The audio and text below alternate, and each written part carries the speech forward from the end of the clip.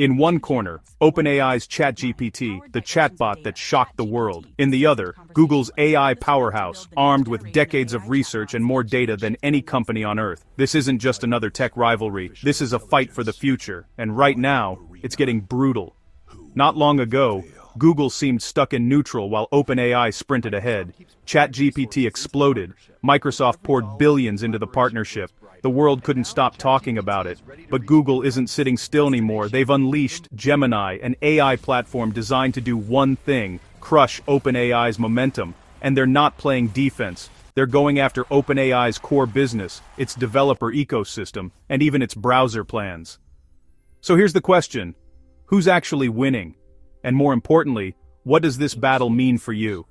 Because whether you realize it or not, the outcome of this war will shape how you work, search, create, and think for the next decade. Let's break it down. OpenAI fired the first shot. November 2022. ChatGPT drops. Within 5 days, it hits 1 million users. Within 2 months, 100 million. No product in history had ever grown that fast. Not Instagram, not TikTok, nothing. And it wasn't just hype. People were using it for real work. Writing code, drafting emails, building business plans. Suddenly, AI wasn't some abstract concept. It was sitting in your browser, answering questions, and actually being useful. Google panicked. Reports came out that leadership issued a code red internally. The company that pioneered transformer architecture, the backbone of modern AI, was getting beaten at its own game by a startup. And the timing couldn't have been worse. Google's entire business model revolves around search. That's where the money is. Ads, queries, data. ChatGPT wasn't just a chatbot, it was a direct threat to the most profitable product Google's ever built. Microsoft saw the opening and pounced. They invested $10 billion into OpenAI, integrated ChatGPT into Bing, and started weaving it into Office, Windows, and every corner of their ecosystem. Suddenly, Microsoft wasn't the boring enterprise company anymore. They were the cool AI company. And Google? Google looked slow. But here's where it gets interesting. OpenAI isn't stopping with chatbots. They're building a web browser. Yeah, you heard that right. A browser designed to challenge Chrome, the most dominant browser on the planet. Reports surfaced in late 2024 that OpenAI has been in talks with companies like Samsung and app developers to power the experience. And if they pull it off, that's a direct strike at one of Google's crown jewels. Because Chrome isn't just a browser, it's a data collection machine. It's how Google tracks you across the web, serves you ads, and keeps you locked into their ecosystem. If OpenAI takes even a fraction of that market, Google has a serious problem. So what did Google do? They hit back, hard. Enter Gemini, not just a model, an entire AI platform. And Google's strategy here is ruthless. They're not trying to beat OpenAI at one thing, they're trying to suffocate them everywhere. Gemini isn't just powering a chatbot, it's baked into Google Search. It's running inside Gmail. It's embedded in Google Docs, Sheets, and Slides. It's on Android phones. It's in Google Cloud. Basically, if you touch a Google product, you're touching Gemini. That's the play. Total integration. And they're moving fast. In early 2025, Google launched Gemini Enterprise, an AI platform built specifically for workplaces. Sound familiar? That's because it's a direct shot at OpenAI's ChatGPT Enterprise and Microsoft's Copilot. Here's the pitch. If you're a business, why pay Microsoft or OpenAI when you can get AI tools directly from the company that already runs your email, calendar, storage, and collaboration suite? Google Workspace has 3 billion users. That's not a typo. 3 billion. OpenAI doesn't have that kind of reach, and Google knows it. So they're leveraging scale. They're making it seamless. You don't have to switch platforms. You don't have to learn new tools. Gemini just appears, right where you're already working. And it's not just consumer-facing products. Google is going after developers too. They're pushing hard on Google Cloud, claiming that 9 of the top 10 AI research labs use their infrastructure. That's a flex, because if you're training models, you need serious compute power. Google has that. Amazon has that. Microsoft has that. But OpenAI, they rely on Microsoft's infrastructure. That's a dependency. And Google is making sure everyone knows it. Now let's talk about the models themselves, because this is where things get technical, but also where the real competition lives. OpenAI has GPT-5. It's powerful, it's versatile, it handles text, code, images and reasoning tasks at a level that was unimaginable just a few years ago. But Google has something different. They have DeepMind, the lab that beat humans at Go, the lab that cracked protein folding, the lab that's been doing cutting-edge AI research since before ChatGPT was even a concept. Google merged DeepMind with its AI research teams to create one unified powerhouse, and the result is Gemini. Now, Google claims Gemini matches or beats GPT-5 on a range of benchmarks, and in some areas, they might be right. Gemini Ultra, the top-tier version, showed strong performance on reasoning tests. But here's the catch. Benchmarks don't tell the whole story. What matters is how these models perform in the real world. And so far, ChatGPT still has the momentum. It's the name people know. It's the tool people use. Google has the tech, but OpenAI has the brand. The approach is also fundamentally different. OpenAI is building foundation models, big general-purpose systems that can be fine-tuned for specific tasks. Their bet is that if you make the model smart enough, you can apply it to anything. Google, on the other hand, is focusing on ecosystem lock-in. They're not just selling you a model.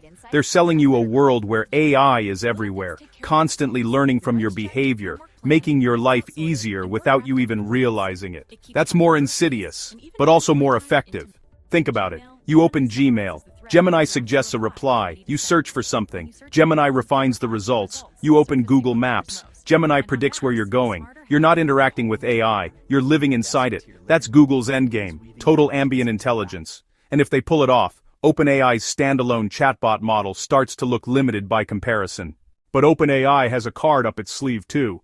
Partnerships. Microsoft isn't just an investor, they're a distribution engine.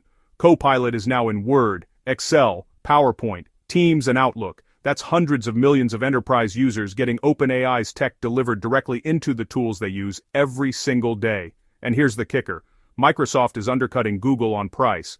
Copilot for Microsoft 365 costs $30 per user per month.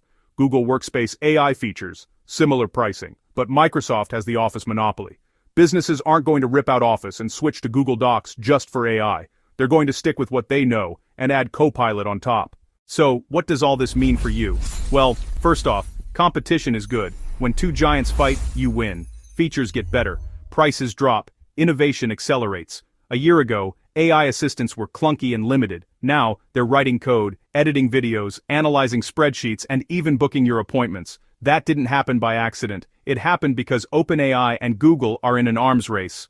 But there's a darker side too. This battle isn't just about who builds the best chatbot. It's about control. Whoever wins this race doesn't just dominate AI. They dominate information. They control how you search, how you learn, how you make decisions. And that's a lot of power to hand over to one company. Right now, you can still choose. You can use ChatGPT. You can use Gemini. You can bounce between them and pick what works best for each task. But the endgame isn't choice. It's lock-in. Google wants you so deep in their ecosystem that leaving feels impossible. OpenAI and Microsoft want the same thing. And once you're locked in, switching becomes painful. Your data, your workflows, your habits, all tied to one platform. And it's not just these two. Meta is building its own AI stack. Amazon is pushing hard with AWS AI services. Anthropic, the company behind Claude, is positioning itself as the safety-focused alternative. The AI landscape is crowded, but make no mistake, Google and OpenAI are the main event. They're setting the pace. Everyone else is reacting. Here's where it gets even messier. Regulation. Governments are starting to wake up to the fact that AI isn't just another tech trend. It's a societal shift. The EU is moving forward with the AI Act. The US is having hearings. China is building its own models under state control. And all of this creates friction. OpenAI is a private company, but it's deeply tied to Microsoft, a US corporation. Google is also a US company, but it operates globally and has massive infrastructure in Europe and Asia. Whoever can navigate the regulatory maze while still innovating fast will have a huge advantage. And then there's the wild card. AGI, Artificial General Intelligence, the Holy Grail, a system that doesn't just mimic human intelligence, but matches it across every domain. OpenAI's stated mission is to build AGI. Google has never explicitly said that's their goal, but DeepMind's research is clearly heading in that direction. Whoever gets there first doesn't just win the AI race. They rewrite the rules of civilization. That's not hyperbole. If one company builds a system that can do any intellectual task, a human can do. They control the future of work, warfare, healthcare, education, everything. So, who's actually winning right now? Honestly, it depends on how you measure. OpenAI has the brand, they have the momentum, they have Microsoft's backing, but Google has the data, they have the infrastructure, they have billions of users already inside their ecosystem. It's not a clean victory for either side, it's a slugfest, and it's going to get worse before it gets better. The real question isn't who's winning today, it's who will win tomorrow, because the next breakthrough, whether it's better reasoning, longer context windows, multimodal understanding, or something we haven't even thought of yet, could flip everything. One breakthrough, one killer feature, one unexpected partnership, and suddenly the leader becomes the underdog.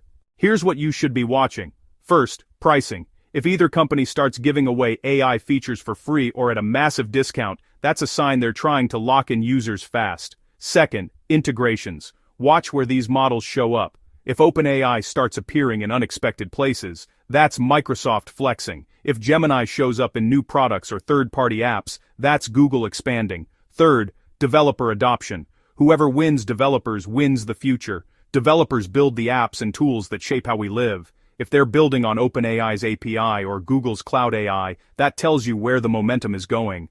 And here's the uncomfortable truth. You're not just watching this battle, you're part of it. Every time you use ChatGPT, you're training OpenAI's models. Every time you search on Google or use Gmail, you're training Gemini, your data, your interactions, your preferences. That's the fuel. And both companies are burning through it as fast as they can to get ahead. This AI arms race is just getting started. We're in the first inning, maybe the second, and the stakes couldn't be higher. Whoever achieves true artificial general intelligence first, whoever builds the system that can think, reason, and create at a level that matches or exceeds human capability, they won't just dominate tech, they'll shape the world for generations. So, here's the final question. Who do you think will win? Google, with its massive ecosystem and decades of research, or OpenAI, with its head start and Microsoft's muscle behind it?